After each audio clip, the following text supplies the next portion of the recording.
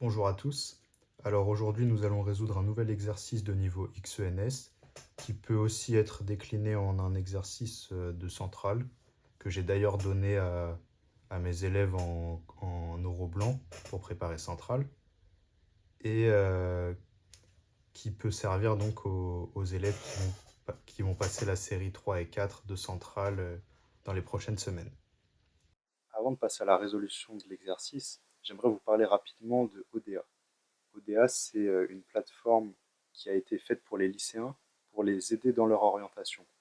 Donc on y trouve plusieurs modules théoriques pour les lycéens, mais également un espace messagerie et foire aux questions qui sert à poser toutes les questions à des étudiants du supérieur pour être mieux guidés sur l'orientation. Donc si vous êtes lycéen, n'hésitez pas à créer un compte sur la plateforme. Et si vous êtes étudiant, vous pouvez aussi créer un compte pour aider des lycéens à découvrir votre filière et les aider dans leur orientation. Alors, on nous donne lambda, un réel qui est entre 0 et 1, et FGH, trois fonctions qui sont positives et continues. Et on a cette hypothèse-là, donc h de lambda x plus 1 moins lambda y est plus grand que f de x à la puissance lambda fois g de y à la puissance 1 moins lambda. Et nous, ce qu'on veut montrer, c'est une inégalité sur les intégrales, donc cette inégalité-là. Alors, d'abord, ce qu'on peut remarquer, c'est que nous, on a notre hypothèse sur cette quantité-là. Et, cette hypothèse ressemble à une autre inégalité qu'on connaît, qui est lambda x plus 1 moins lambda y est plus grand que x exposant lambda, y exposant 1 moins lambda. Donc, qui découle de la concavité du logarithme.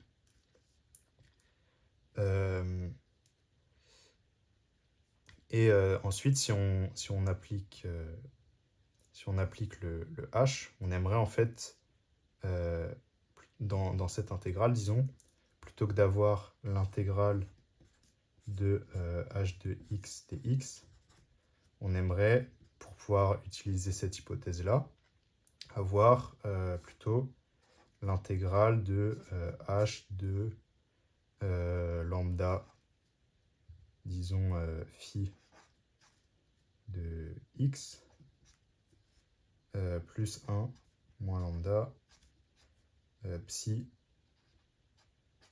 de x. Donc c'est ce qu'on va essayer de faire. En fait, on va construire un changement de variable qui va nous permettre de passer de cette chose-là à cette chose-là. Donc pour ce faire, on va d'abord poser alpha égale l'intégrale de f de x et bêta égale l'intégrale de g de x. Et ensuite, on va poser phi, donc qui va aller de 0,1 dans 0,1 et qui à θ va associer l'intégrale entre 0 et θ de f de x dx. Et pour que ça aille bien dans 0,1, il faut diviser par alpha. Et ensuite, de même pour psi, on va poser psi de θ égale 1 sur bêta intégrale de g de x dx. Donc déjà ce qu'on a, c'est que phi et psi, elles sont de classe C1, puisqu'on a par exemple phi prime de θ égale 1 sur alpha f de θ. Et pareil pour psi. Et elles sont... et cette dérivée, elle est strictement positive, puisque f est strictement positive. Donc on a phi qui va de 0,1 dans 0,1 et qui est strictement croissante,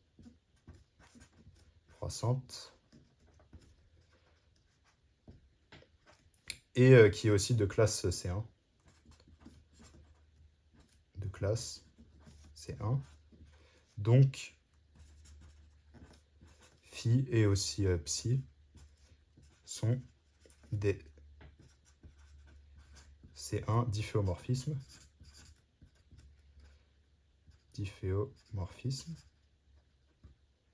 Donc, ils sont de classe C1, bijectifs, et leur bijection réciproque est aussi de classe C1. Donc, ça commence à sentir bon pour effectuer un changement de variable.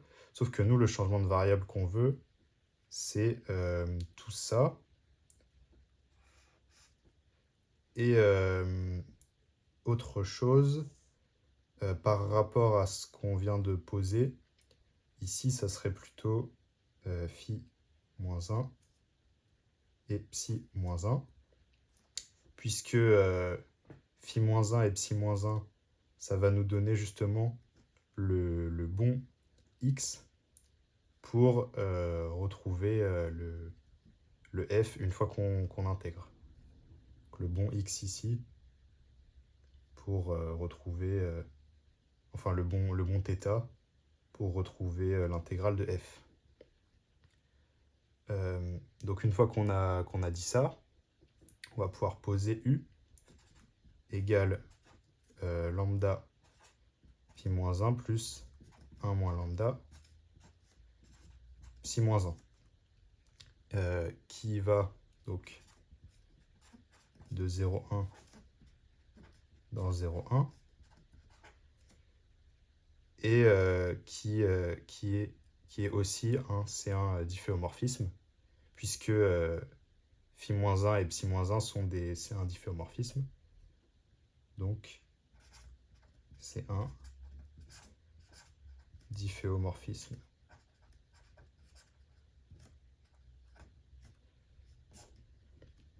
Et donc, si on réécrit l'intégrale, h de x dx, donc ça va être l'intégrale par changement de variable.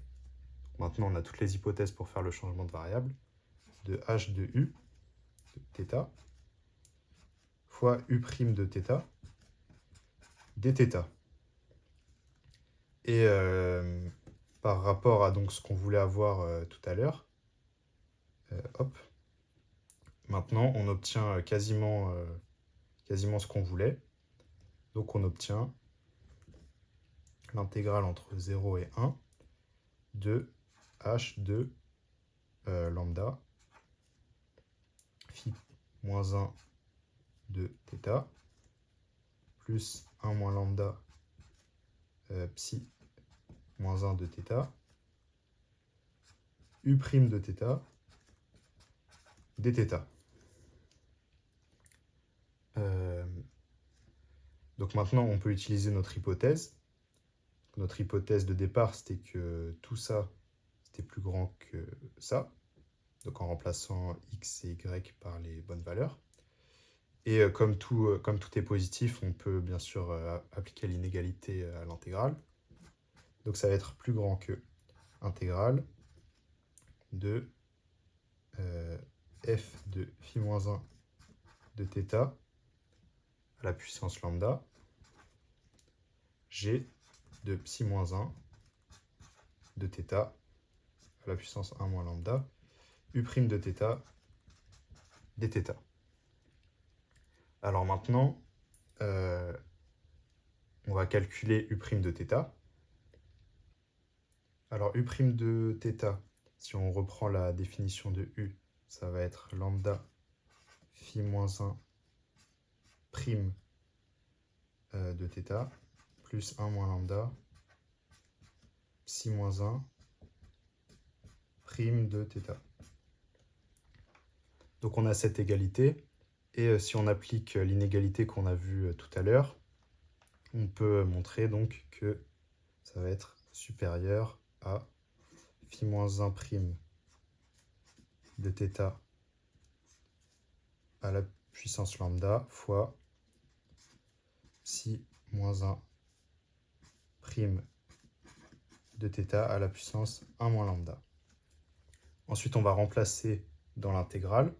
Et ce qu'on obtient, c'est que l'intégrale de h de x dx, elle va être supérieure ou égale à l'intégrale de f de phi-1 de θ à la puissance lambda fois phi-1 prime de θ à la puissance lambda fois g de psi moins 1 de θ à la puissance 1 moins lambda et psi moins 1 prime de θ à la puissance 1 moins lambda dθ. Une fois qu'on est arrivé là, on va pouvoir appliquer l'inégalité de Holder qui va nous donner donc que là on a en fait l'intégrale de ces deux produits qui va être supérieur au produit des intégrales donc de f de phi-1 de θ phi-1 prime de θ dθ à la puissance lambda fois l'intégrale g de phi-1 θ psi moins 1 prime de θ dθ à la puissance 1 moins lambda. Ça, c'est inégalité de Holder, car, bien sûr, lambda plus 1 moins lambda égale 1. Donc d'habitude, on la présente avec 1 sur P et 1 sur Q. Et ensuite, on va refaire un changement de variable dans l'autre sens pour chacune de ces deux intégrales. Donc en fait, on va poser par exemple x égale phi-1 de θ. Donc θ égale phi de x, dθ égale phi prime de x dx égale f de x sur alpha dx. Et donc ce qu'on obtient, c'est donc tout ça, ça va être supérieur à l'intégrale de 1 sur alpha f carré de x dx à la puissance lambda et intégrale 1 sur bêta g carré de x dx. Donc bien sûr en posant x égale psi moins 1 de θ à la puissance 1 moins lambda.